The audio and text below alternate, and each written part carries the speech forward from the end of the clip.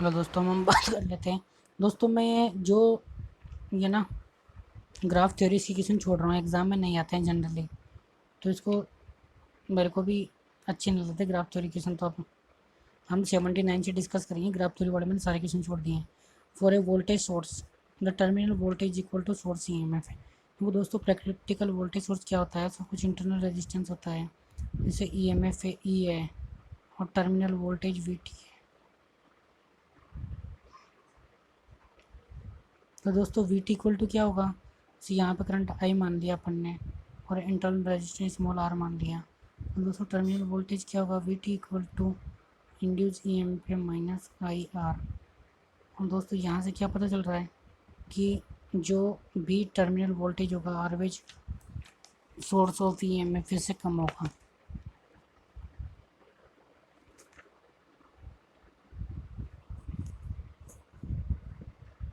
क्योंकि ई में से इंटरनल रेजिस्टेंस या क्रॉस भी कोई वोल्टेज ड्रॉप होगा, उसके बाद जो बचेगा वोल्टेज वो टर्मिनल वोल्टेज होगा।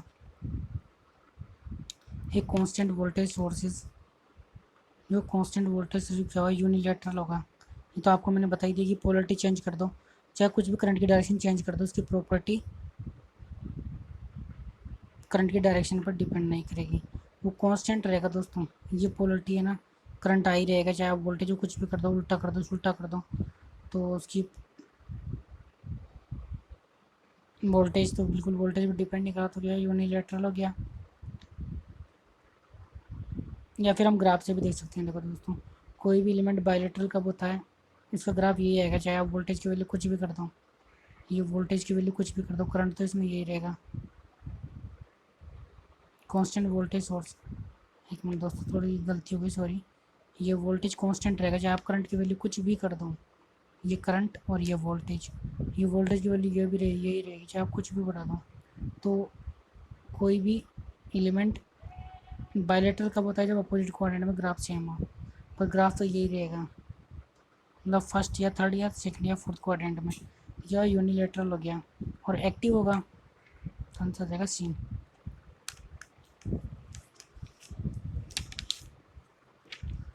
आइडियल वोल्टेज सोर्स है वो।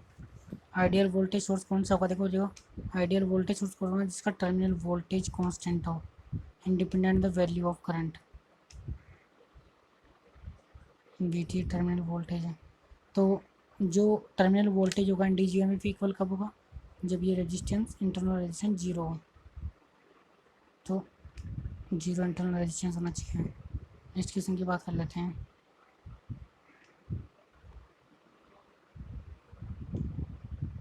एन आइडियल वोल्टेज सोर्स है जीरो रेजिस्टेंस।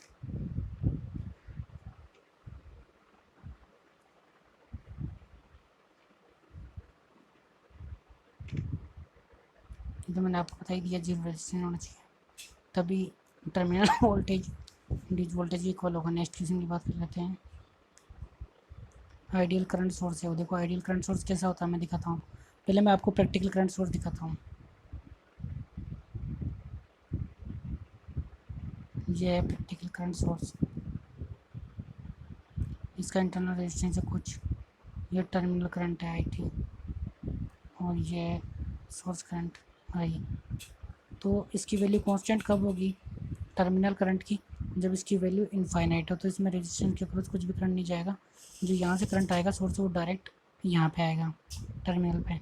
तो यहाँ पे ये क्या होना चाहिए? इनफाइनाइट होना चाहिए। इनफाइनाइट कोई करंट नहीं जाएगा, तो इसलिए भैया आइडियल करंट सोर्स क्या होना चाहिए? इनफाइनाइट रेजिस्टेंस होना चाहिए, इंटरनल रेजिस्टेंस। नेक्स्ट की बात कर लेते हैं हम 84 की। A practical source is represented by. देखो प्रैक्टिकल करंट सोर्स कैसा होता है, ये अभी मैंने आपको दिखाया ही है, एक रेजिस्टेंस पैरेलल में होगा।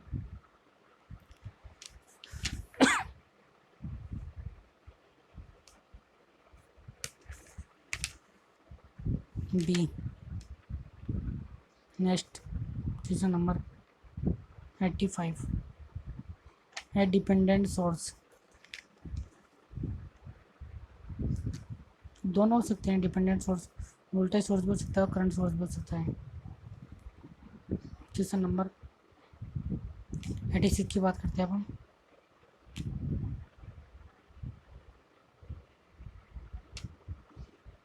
चलो यहाँ तक हम पूरा करते हैं।